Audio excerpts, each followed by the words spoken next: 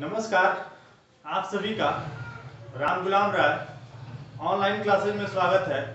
हम लोग बीएड प्रथम वर्ष के द्वितीय प्रश्न पत्र बचपन एवं अभिवृद्धि के अंतर्गत बुद्धि या इंटेलिजेंसी का अध्ययन कर रहे हैं। आज के वीडियो में हम लोग बुद्धि या इंटेलिजेंसी से संबंधित विषय वस्तु का अध्ययन करेंगे, जिसमें पिछले वीडियो में हम लोग बुद्धि के सिद्धांत से संबंधित जो चीजें थी उसके बारे में अध्ययन किया था, जिसमें देखा था जो बुद्धि के सिद्धांत है उसको दो भागों में बांटा गया है। एक तत्व कारक सिद्धांत के आधार पे, यानी कि तत्वों के आधार पे या कारकीय सिद्धांतों के आधार पे बुद्धि का सिद्धांत, और जो दूसरा है प्रक्रिया प्रधान के आधार पे बुद्धि का सिद्धांत। यानी कि बुद्धि के सिद्धांतों को दो भागों में बांटा गया है। पहला कारकीय सिद्धांत, कारकीय सिद्धांत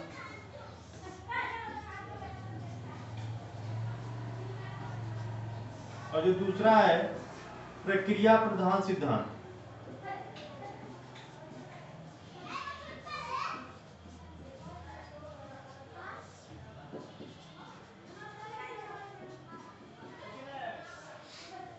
बुद्धि के सिद्धांतों को दो भागों में बांटा गया है।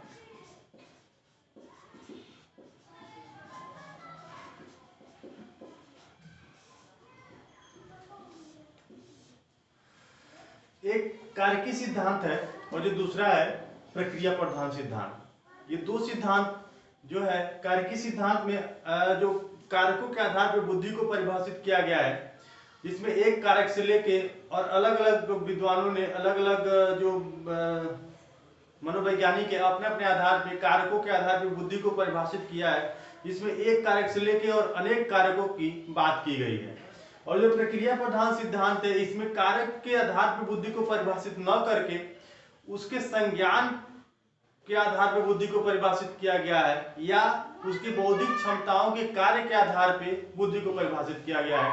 जिसमें दो तीन नाम देखने को मिलता है, जिसमें जीन पियाजे है, ब्रूनर है, स्टेनबर्ग है, दास है, और एक थियरी और आती है जो इमोशनल इंटेलिजेंस है। ये प्रक्रिया प्रधान सिद्धांत के अंतर्गत आता है। जो कारकीय सिद्धांत में है बीने का एक कारक सिद्धांत, स्पीयरमैन का द्विकारक सिद्धांत, और थार्नडाइक का बहुकारक सिद्धांत, और थर्स्टन का समूह कारक सिद्धांत। इतना हम लोग अध्ययन कर लिए हैं। यानी कि कारकीय सिद्धांतों में हम लोग एक कारक सिद्धांत,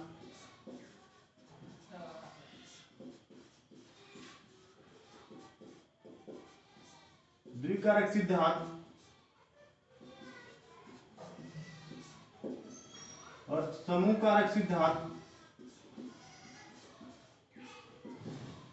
और बहुकारक सिद्धांत,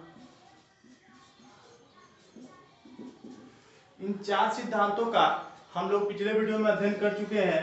एक बार और देख लेते हैं। जो एक कारक सिद्धांत है इसके जो प्रतिपादक है बीने महोदय हैं, और इनके जो सहयोगी की भूमिका निभाए थे वो साइमन है। इन्होंने बुद्धि को एक कारक के रूप में परिभाषित किया है, और इनके आधार पर बुद्धि जो है एक कारक से मिलकर बनी है, और जिस व्यक्ति में अगर ये योग्यता है वो दुनिया का हर एक कार्य कर सकता है। द्विकारक सिद्धांत के अंतर्गत स्पीयरमैन इसके प्रतिपादक हैं, और इन्होंने बुद्धि को दो कारक रूप में परिभाषित किया है। इनके आधार पर एक जी कारक है और एक यश कारक है। जी कारक जन्मजात कारक है और जो यश कारक है वो अर्जित कारक है। जी जो सबसे ज्यादा प्रयुक्त कारक है वो जी कारक है, और जो यश कारक है वो सभी व्यक्तियों में अलग अलग होता है और अलग अलग अनुपात में होता है। और प्रशिक्षण के द्वारा यश कारक को और परिष्कृत किया जा सकता है, लेकिन जी कारक को कहीं ना कहीं किसी प्रकार से बाहरी प्रशिक्षण से हम उसे बदल नहीं सकते हैं। जो जी कारक होता है वो जन्मजात कारक होता है। समूह कारक जो प्रतिपादक हैं थर्स्टन महोदय हैं। थर्स्टन ने ये कहा बुद्धि एक कारक से मिलकर नहीं बनी है, दो कारक से मिलकर नहीं बनी है और बहुकारक से मिलकर नहीं बनी है, जबकि 7 प्रकार के प्राथमिक कारकों से मिलकर बनी है। और ये 7 प्रकार के प्राथमिक कारकों का एक अपना समूह होता है, और उन समूहों के आधार पर प्रत्येक समूह का एक प्राथमिक कारक होता है, और यही प्राथमिक कारक मिलकर विभिन्न प्रकार की जो समस्याएं होती है उसको समाधान करती है। बहुकारक सिद्धांत के जो प्रतिपादक है थार्नडाइक महोदय हैं। थार्नडाइक ने बुद्धि को बहुकारक सिद्धांत का प्रतिपादन किया था। इनका मानना था बुद्धि छोटे छोटे तत्वों से मिलकर बनी है, और ये तत्व एक नहीं बहुत सारे तत्व होते हैं और जो ये समस्या आती है, ये जो तत्व होता है उस मिलता जुलता जो कुछ भी होता है उससे संबंधित अपना कार्य करना स्टार्ट कर देता है। आज की वीडियो में हम लोग इंपॉर्टेंट जो थियरी है बहुबुद्धि सिद्धांत, बहुबुद्धि सिद्धांत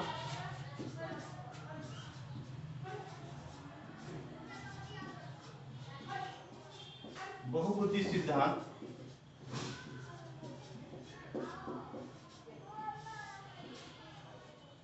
इसके जो प्रतिपादक हैं गार्डनर है।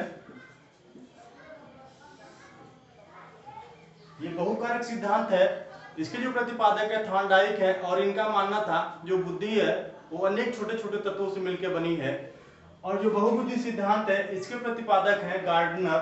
गार्डनर ने बुद्धि को परिभाषित करते हुए कहा बुद्धि एक कारक से मिलकर नहीं बल्कि बहुत कारकों से मिलकर बनी है, और जिसमें उसने प्राथमिक रूप से 7 प्रकार के कारकों की बात किया था, जिसमें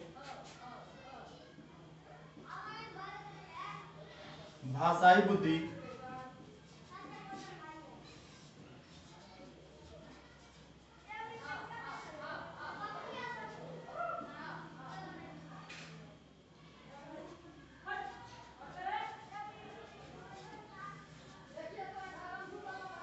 गणितीय बुद्धि,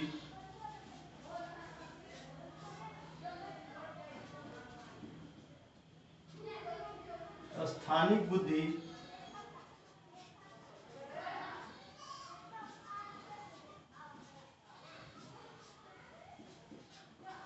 सांगीतिक बुद्धि,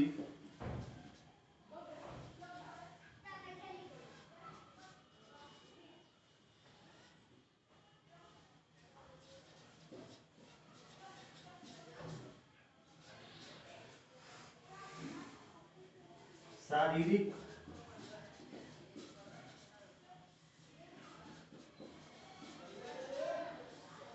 गतिक बुद्धि,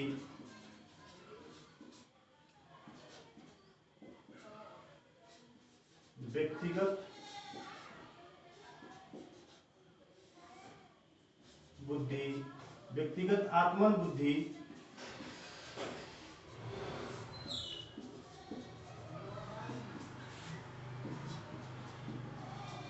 और व्यक्तिगत अन्य बुद्धि।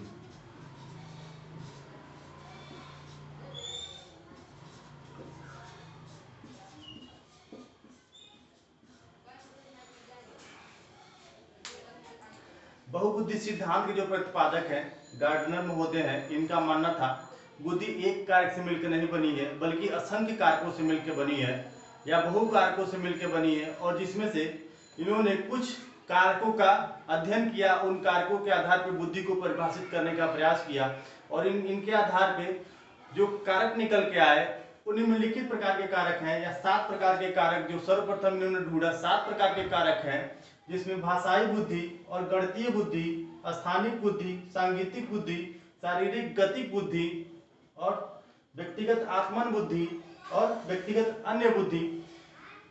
ये जो कारक होते हैं ये अलग अलग अपना अपना कार्य करते हैं। जैसे भाषाई बुद्धि, अगर जिस व्यक्ति में भाषाई बुद्धि होती है उस व्यक्ति में भाषा की जो क्षमता होती है वो अधिक होती है और वो अपनी भाषा पे या व्याकरण पे बहुत पकड़ रखता है और बोलते समय धारा प्रवाह बोलते चला जाता है। यानी कि इस प्रकार की जिसमें बुद्धि रहती है उसे भाषा पे अधिक पकड़ होती है और धारा प्रवाह बोलने की उसमें कहीं ना कहीं आदत होती है, क्षमता होती है। गणितीय बुद्धि जिस व्यक्ति में होती है उस व्यक्ति में गणितीय क्षमताएं, तार्किक क्षमताएं करने की क्षमता अत्यधिक होती है। ऐसे व्यक्ति गणित के सवालों और तर्क शक्ति से संबंधित समस्याओं को बहुत जल्दी सॉल्व कर लेते हैं। इस प्रकार की क्षमता उसमें अत्यधिक देखने को मिलती है। स्थानिक बुद्धि से तात्पर्य ऐसी बुद्धि जिसमें होती है वो स्थान से संबंधित जो पहचान होती है उसे बहुत जल्दी याद रखते हैं और कहीं ना कहीं दोबारा उस चीज को देखने पे उसे बहुत जल्दी समझ जाते हैं और उसे अपने माइंड सेट में व्यवस्थित करने का प्रयास कर लेते हैं। सांगीतिक बुद्धि ये जो क्षमता होती है जिसके अंतर्गत होती है उस व्यक्ति में संगीत के प्रति रुचि देखने को मिलती है या संगीत के क्षेत्र में वो बहुत बड़ा नाम करता है।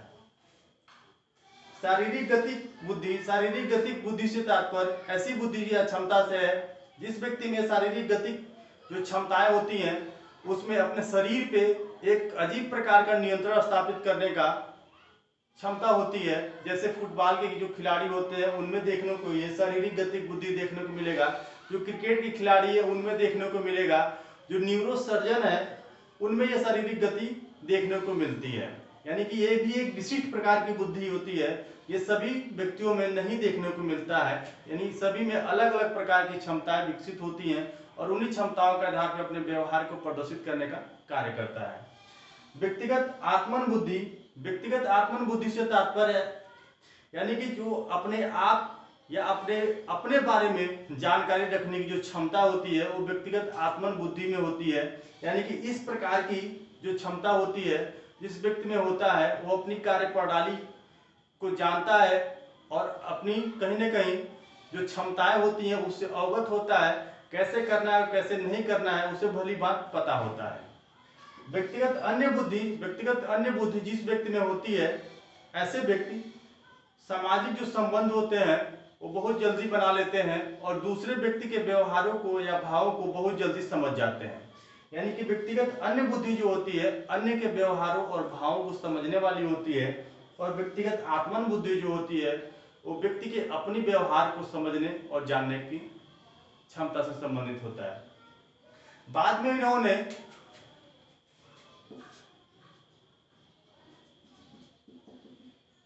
उन्नीस में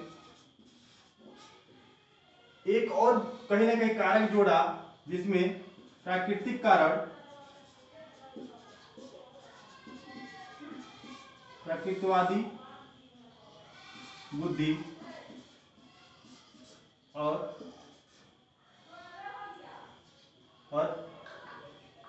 एक कारक और सन 2000 में इन्होंने जोड़ा जिसे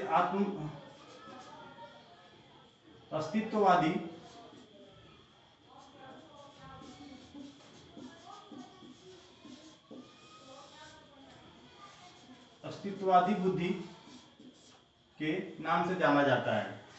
यानी कि कुल मिला जुला के इनके जो बुद्धि से संबंधित जो सिद्धांत है, पहले इन्होंने 7 प्रकार के कारकों की बात किया, उसके बाद से 2 कारक और जोड़े जिसमें से 1998 में प्रकृतिवादी बुद्धि और सन 2000 में एक और बुद्धि जोड़ा और जिसका नाम है अस्तित्ववादी बुद्धि। यानी कि प्रकृतिवादी बुद्धि ये क्षमता जिसमें होती है वो प्रकृति के प्रति ज्यादा लगाव रखता है और ऐसे व्यक्ति या ऐसी क्षमता जो रखने वाले जो व्यक्ति होते हैं या तो किसान होते हैं या तो जैव वैज्ञानिक होते हैं या वनस्पति वैज्ञानिक होते हैं। जो अस्तित्ववादी बुद्धि है ये एक ऐसी क्षमता है यानी कि ये अस्तित्व से संबंधित समस्याओं की बात करता है। यानी कि ये इस प्रकार की जिसमें योग्यता होती है वो दार्शनिक प्रवृत्ति का होता है या चिंतन करने वाली प्रवृत्ति का होता है।